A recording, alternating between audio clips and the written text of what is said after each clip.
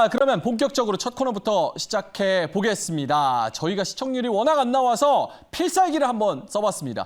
여러분이 가장 좋아하는 우리 박철순 매니저가 금요일로 이제 컴백을 했는데요.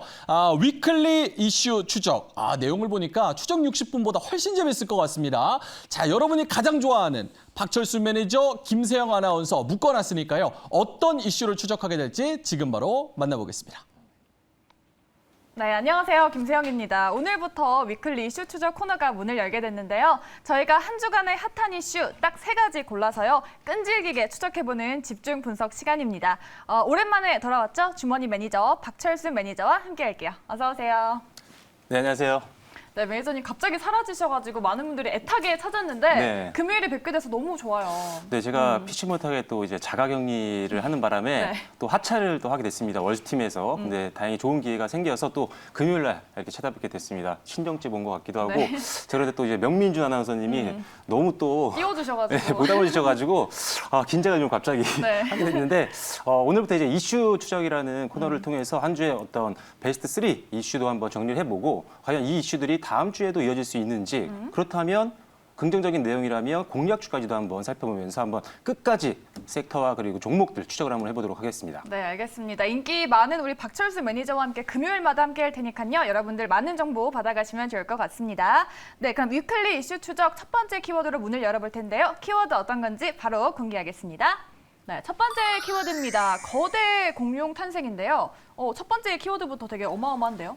네, 이번 주에 사실 뭐 거대 공룡 기업 뭐 이런 내용들 들어보시면 아마 엔터주를 떠올리시는 분들이 굉장히 많을 것 같아요. 네. 왜냐하면 지금 가장 큰 기업 중에 하나인 SM의 어떤 인수전에 대한 내용들이 이번 주에 굉장히 이슈가 됐고 네. 관련주들 또한 굉장히 급등이 나왔기 때문에 이런 부분들을 좀 짚어보면 좋을 것 같습니다. 그렇죠. 지금 SM 인수전이 하반기에 엔터업계 지금 최대의 관심사로 떠오르고 있는데 지금 유력한 인수자로 꼽히던 카카오 엔터 이어서 뭐 CJ라든지 하이브, 네이버까지 지금 뛰어들고 있잖아요. 네. 지금 현황이 어떻게 되고 있나요? 일단은 지금 가장 핵심적인 내용을 보면요. 일단 총괄 프로듀서죠. 네. 이주만 총괄 프로듀서의 지분 한 전량을. 18% 이상을 이제 매각을 한다는 소리인데 사실 그 정도 지분이면 경영권을 넘기는 수준이거든요. 그쵸. 그러다 보니까 과연 어느 회사가 이 회사랑 인수를 할지 계약을 할지에 대한 부분들이 굉장히 이슈가 되고 있는 거고 이렇게 되면 사실 굉장히 공룡이라고 표현할 수밖에 없는 네. 대형 기업이 태어나는 거거든요. 왜냐하면 사실 SM 자체만으로도 시총이 기존에 최근에 급등이 안 나왔어도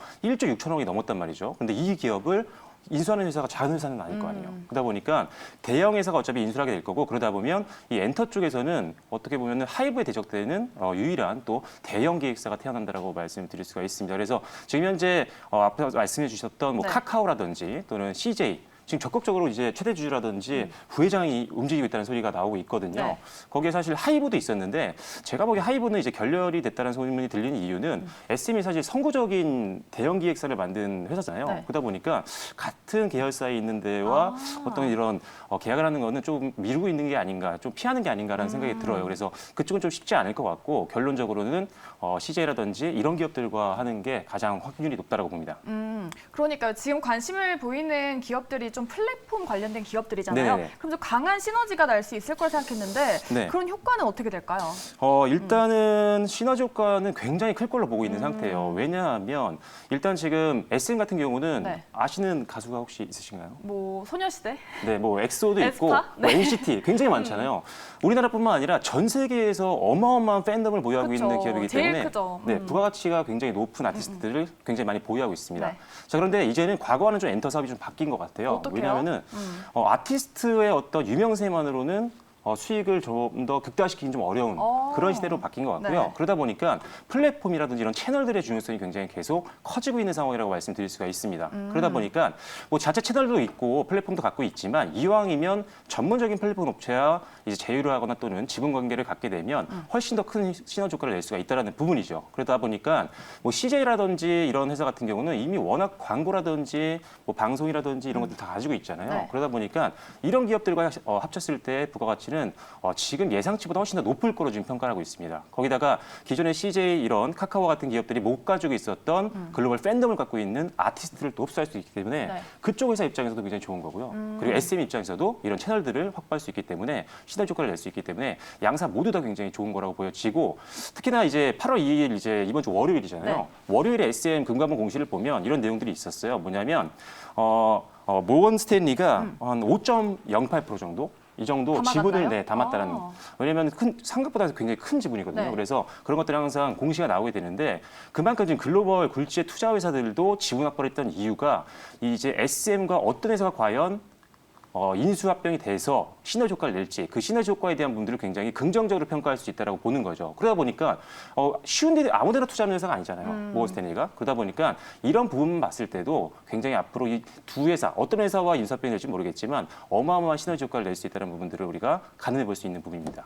CJ 인수전에 참여했다는 보도 나오고 나서 SM이 되게 많이 급등을 했잖아요. 네. 그래서 조금 부담스러운 자리가 아닌가 생각을 했는데 네. 모건 스탠리가 담아간 거면 저희도 좀 담아봐도 될까요? 네, 그래서 오늘 말씀드려야 네. 될 것 같은데, 그래서 SM이 사실 관련된 종목들이 많잖아요. 그쵸. 계열사 중에도 이제 상장되어 있는 뭐 SM, CNC나 CNC 엄청 많이 올랐어요. 네, 엄청 많이 올랐죠. 그리고 SM 라이프 디자인 같은 경우도 있는데 네. 사실 저는 이 셋 중에 보자라고 한다면 SM을 볼 수밖에 없는 것 같아요. 아. 일단 본업 자체가 굉장히 강력하거든요. 네. 2분기 실적도 굉장히 좋을 걸로 보고 있고요. 특히나 지금 전년 대비해서 올해 영업이익 같은 경우는 물론 작년 코로나가 있었죠. 네. 그래서 실적이 좀 많이 줄어서 기저효과는 있지만 지금 업계에서 아주 보수적으로 봐도 1000% 이상 영업이익이 증가할 걸로 보고 있는 상태거든요. 그래서 사실 인수 이런 내용들이 아니더라도 본업의 펀더멘탈만 봐도 굉장히 기대감을 가질 수 있는 부분들이에요. 물론 단기적으로 좀 많이 올랐고 지금 조정을 좀 받을 수 있는 구간이긴 하지만 일단 중장기로 보면 역시나 회사 자체만 보더라도 우리가 접근할 수 있는 부분들이 있다. 다만 이제 네. 단기적인 관점과 중장기적인 관점을 나눠서 봐야 될 것 같은데 단기적으로는 지금 좀 더 오를 수 있는 가능성이 있어 보입니다. 물론 손절 라인이라든지 이런 것들은 여러분들이 잘 본인이 부담할 수 있는 선으로 정해 놓으셔야 되지만 일단 인수합병 과연 어떤 회사가 가져갈지 아직 정해지지가 않았습니다. 재료가 아직 다 나온 게 아니죠. 그래서 그때까지는 발표가 날 때까지는 추가적인 주가 상승을 좀 더 기대해 볼 수 있는 부분들은 분명히 있고요. 다만 어떤 회사 확정이 된다라는 기사가 나오기 시작하면 추가 하락에 대한 부분들을 여러분들이 염두에 두셔야 됩니다. 미리미리. 그래서 즉각 대응을 할 수 있게 여러분들이 매도를 준비를 하셔야 된다는 거죠. 왜? 재료가 소멸되면 주가는 단기적으로는 조정받을 수 있습니다. 물론 좋은 내용이죠. 하지만 기대감으로 올랐던 부분들이 있고 단기로 자금 유입된 것들이 있기 때문에 이런 것들이 빠져나가는 시간이 분명히 있다라는 거예요. 그래서 아무리 좋은 기업들도 항상 눌림목이라는 게 있다라는 거죠. 그래서 한번 단기로 빠질 수 있기 때문에 단기 투자 관점이시라면 재료가 나왔을 때 좀 빼는 전략으로 가셔야 될 것 같고요. 중장기라면 지금부터 뭐 길게 보셔도 되지만 그래도 재료가 나왔을 때 조금이라도 손실 보면 안 좋잖아요. 그래서 그때 잠깐 빼셨다가 저점 만들고 다시 한번 눈으로 반등이 확인됐을 때 그때부터는 중장기로 보시는 것도 굉장히 좋겠다라고 말씀드리겠습니다. 네, 알겠습니다. SM 워낙 본업에서 펀더멘탈이 강하니까 또 기대감이 나오는데요. 저희가 댓글이 또 많이 올라왔어요, 매니저님. 네. 오랜만에 나와주셔가지고 우리 정은은님께서 어머 어떻게 둘이 잘 어울려 알콩달콩 이렇게 적어주셨어요. 네, 감사합니다. 매니저님 잘 어울린대요. 네, 그리고 다른 댓글이 있는데요. 저스틴 킴님께서요. 박철순 매니저님이 세상에서 추천했던 모든 종목들 다 대박났습니다라고 하셨어요. 축하드려요. 무슨 종목인지 기억은 안 나지만 거의 뭐 네. 반도체 아니면 2차 전지였던 것 같은데 잘 갔었죠. 그 제가 이후로. 딱 스치면서 잠깐 내려오자마자 네, 잘 2차 갔죠. 전지가 날아갔죠. 그래서 굉장히 집에서 네. 자가격리하면서 아쉬운 마음이었습니다. 네, 저스틴 킴님 일단 축하드리고요. SM 그리고 또 앞으로 알려드릴 유망주로 또 수익 많이 내셨으면 좋겠습니다. 네, 이렇게 엔터주 알아봤고요. 다음 키워드로 넘어가 보겠습니다. 두 번째 키워드 열어볼게요. 네, 두 번째 키워드 조정은 기회로 나왔습니다. 앞서서 SM도 조정을 기회로 보자라고 하셨는데 네. 이번에는 어떤 내용인가요? 이번에는 방금 약간 잠깐 힌트를 언급드렸는데 줬나요? 2차 전지 섹터입니다. 아, 2차 전지가 7월 달에 가장 강했고 안정적이고 실적도 잘 나오는 그런 섹터였거든요. 그래서 아마 2차 전지를 방송에서 보시고 가지고 계셨던 분들이라면 7월 달 굉장히 행복하셨을 것 같아요. 그러니까 2차 전지는 우리 시청자분들이 한 종목씩은 꼭 담고 있을 것 네. 같아요. 근데 지금 다가오는 시장 자체가 그래도 되게 크다고 생각했는데 조금 조정을 받은 이유가 어디 있을까요? 사실 지금 2차전지 관련된 섹터들 종목들을 보면요. 약간 대형주들이 잠깐 눌리는 모습이 네. 좀 나왔었고 어떤 종목은 조금 고점 찍고 내려오는 경우도 있었고요. 어떤 종목은 횡보하는 경우도 있고 근데 어떤 종목은 또 올라가는 종목도 있다는 거죠. 그런데 최근에 전체적으로 큰 시총을 갖고 있는 게 밀렸을 때는 오히려 시총이 좀 작았던 종목들이 올라가는 즉 약간 순환매 느낌들이 좀 있었어요. 그래서 전체적으로 밀렸다라고 볼 수는 없을 것 같고 사실 지금 2차전지 악재라고 본다면 최근에 올랐던 것밖에 없다라고 볼 수밖에 없거든요. 제 네. 입장에서는. 그러다 보니까 지금도 2차전지는 충분히 여러분들이 하반기뿐만 아니라 내년, 내후년, 2030년도까지도 봐야 되는 그런 섹터라고 말씀드리겠습니다. 다음 질문이 그거였어요. 지금 고점인지 중장기 투자 시점인지가 질문이었는데 네. 그럼 지금 조정 구간을 이용해서 담아가는 시간으로 만들어봐도 될까요? 네, 일단은 단기적으로도 괜찮지만 네. 중장기로도 좋아요. 왜냐하면 둘 다. 네, 정책적으로 지금 지원이 나오기 시작했습니다. 왜냐하면 지금 이번 주에 미국에서 이런 내용들이 나왔어요. 2030년도까지 절반을. 신차의 절반을 이런 친환경차, 뭐 수소차라든지 전기차가 있겠죠. 이런 것들로 바꾸겠다라는 내용들이 나왔었어요. 아니, 바이든 행정부에서 미는 건데 정책은요 주가에 가장 큰 영향을 주는 소스 중에 하나입니다. 그러다 보니까 특히 미국 시장 자체가 사실 좀 정체돼 있었어요. 왜냐하면은 전기차 시장을 뭐 예로 들자면 중국이라든지 유럽들은 엄청나게 판매량이 늘고 성장세가 강했거든요. 그런데 미국만은 안 그랬습니다. 미국이 지금 보면은 2020년도 기준으로는요 전기차 판매 비중이 한 2%밖에 안 됐고요. 그리고 2021년도 올해 6월달 정도까지만 보면 3%밖에 안 됐어요. 늘어날 일만 남았네요. 네, 늘어날 일만 남았죠. 그런데 지금 아까 말씀드렸다시피 전체 판매량의 절반까지를 2030년도까지 이제 만들겠다라고 했기 때문에 그 수준을 맞추려면요 매년 40% 이상의 성장이 필요합니다. 자, 이렇게 정책적으로 밀고 있는 상황이고 보조금도 지원을 한다라고 하고요. 그리고 연비 규제라든지 이런 것들도 높인다고 하니까 사실 이런 연료라든지 연비 기준을 높여버리면 네. 친환경차 쪽으로 관심이 쏠릴 수밖에 없거든요. 거기다가 보조금도 연내에 지금 나올 걸로 예상하고 있기 때문에 친환경차를 살 수밖에 없는 환경이 만들어지는 겁니다. 그렇게 되면 아직 좀 덜 성장했던 미국 시장에서의 전기차 판매량이 급속도로 늘면서 유럽과 중국도 충분히 넘어설 수 있는 그런 상황이 될 수 있다는 거죠. 가장 큰 인구를 갖고 있는 나라 중에 하나고, 중국. 네, 미국이요. 네. 나라 중에 하나죠. 미국도요. 그래서 미국이 아직은 조금 전기차 판매량이 좀 약하지만 정책적으로 이렇게 밀어주면서 급속도로 성장하게 되면 당연히 실적이 올라갈 수밖에 없겠죠. 관련된 기업들은요. 그래서 지금도 엄청나게 관심이 필요한 섹터가 2차전지 섹터라고 볼 수 있습니다. 앞으로 또 전기차 늘어날 건 또 확실한데 앞서서 대형주 말씀해 주셨잖아요. 네. 근데 또 SK이노 얘기를 안 해볼 수가 없어요. 네. SK 뭐 인적 분할도 아니고 물적 분할을 한다고 해서 갖고 계신 분들은 조금 마음이 아프실 것 같은데 네. 오히려 좀 조정을 이용해서 담아가도 될까요? 네, 일단은 아쉬운 부분입니다. 사실 그러니까요. 지난 전례가 있었죠. 사실 LG LG화학이 이제 분사가 되면서 또 역시나 똑같은 물적 분할이었습니다. 근데 그래서 다시 또 주가가 올라갔어요. 네, 빠졌다가 올라갔는데 사실 이 전례를 봤었던 분들이라면 SK이노베이션 물적 분할 나오면 회사에 되게 아쉽죠. 속되면 욕도 좀 하고 싶고 그런데 사실 그때 여러분들은요 먼저 해야 되는 것들은 여러분들의 돈을 잠그는 거였습니다. 왜냐하면은 물적 분할 당연히 시장에서는 악재로 많이 받아들이고 그리고 나서 주가가 빠지는 경우가 많았기 때문에 그리고 얼마 전에 LG화학의 전례를 봤었기 때문에 반드시 여러분들이 현금화를 시켰어야 되는데 이게 참 쉽지가 않거든요. 그쵸. 매도라는 게. 그러다 보니까 아마 지금도 들고 있는 분들이 많고 이제 좀 많이 빠졌으니까 저점이지 않을까 싶은 분들이 좀 있을 것 같아요. 그런데 과감하게 말씀드려야 될 것 같아요. 일단은 현금화를 시키시고 저점 확실히 확인하고 반등을 어느 정도 보시면서 들어가셔야 됩니다. 왜냐하면 빠지고 있을 때는요. 어디가 저점일지 알기 어려워요. 거기다가 지금은 SK이노베이션이 작은 회사도 아니고 지금 수급들이 굉장히 민감하게 지금 경쟁을 하고 있는 상태다 보니까 방향성 예측이 좀 어려운 상황입니다. 이럴 때는 잠시 피하시는 것도 굉장히 좋은 전략이니까요. 일단 현금화를 시키셨다가 그다음에 저점과 그리고 반등을 확인하고 들어가셔도 늦지 않겠다는 점. 하지만 아주 길게 보면 사실 물적 분할도 더 사업을 분할해서 각각의 사업부를 더 키워보겠다는 거죠. 그렇죠. 사업 역량을 집중하겠다는 거기 때문에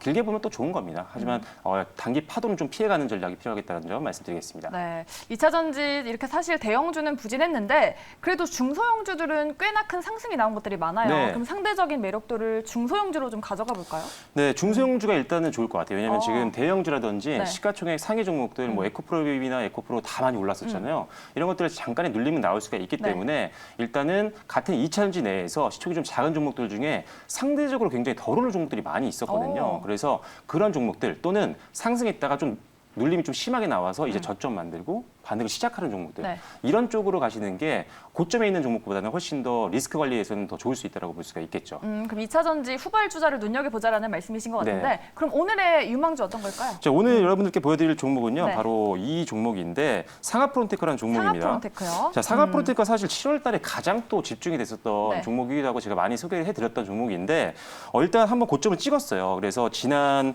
2월 달 고점까지 올라갔다가 거기서부터 이제 조정이 나왔습니다. 변동성이 되게 많았네요. 네, 그러다가 지난달 말 그리고 이번 달 초에 이제 저점 만들고 이제 반등을 시작해서 어떻게 보면 2거래일 정도 반등이 나온 거거든요. 그래서 일단은 저점을 확인했다라는 것 그리고 저점이 한 단계 레벨업 됐다는 부분들을 봤을 때 기술적으로는 좀 더 상승 방향을 좀 볼 수 있을 것 같고요. 그리고 지금 전고점 돌파 시에 조금의 딜레이는 있을 수 있습니다. 항상 전고점은 저항이 될 수가 있으니까요. 다만 이 회사가 지금 전기차 쪽으로도 관련된 사업을 하고 있습니다. 예를 들어서 전기차 내에 들어가는 배터리의 안전장치 관련된 부품을 만들고 있는데 그뿐만 아니라 수소 관련된 멤브레인도 생산하고 있거든요. 수소요? 네. 수소차 같은 경우도 사실 굉장한 성장성을 갖고 있죠. 특히나 지금 역시나 미국에서 이 수소 관련된 산업에 대한 예산안을 편성을 했어요. 그러다 80억 보니까 달러를 투자를 한다고. 그래가지고 지금 전기차뿐만 아니라 수소차도 봐야 되거든요. 그런데 따로 또 종목을 사기는 좀 어렵죠. 상하프론테크는 두 개의 사업을 다 하고 있기 때문에 일단은 연관되어 있는 것들이 많아서 성장성에 대한 부분들은 의심할 여지가 없는 것 같습니다. 일단 실적도 굉장히 탄탄하고요. 다만 이제 전저점 부분 정도는 손절가 라인을 한번 여러분들이 고민해 보시는 건 좋을 것 같고 전고점 돌파할 때는 저항이 좀 생길 수 있다는 점. 전고점 돌파하게 되면 이제 신고가죠. 그러면 익절가를 따라 올리시면서 최대한 또 수익을 극대화시키는 전략으로 가시면 좋을 것 같습니다. 네, 알겠습니다. 전기차뿐만 아니라 수소차 모멘텀까지 갖고 있는 상하프론테크 향방 잘 주시를 해보시면 좋을 것 같습니다. 네, 이렇게 2차 전지까지 전략 세워드렸고요. 자, 이제 대망의 마지막 키워드입니다. 탑3 중에 1등 키워드 마지막으로 열어볼게요. 왕의 귀환입니다. 이것도 되게 어마어마한 키워드인데 네. 거대 공룡, 왕. 되게 준비를 많이 해오셨네요. 아니요.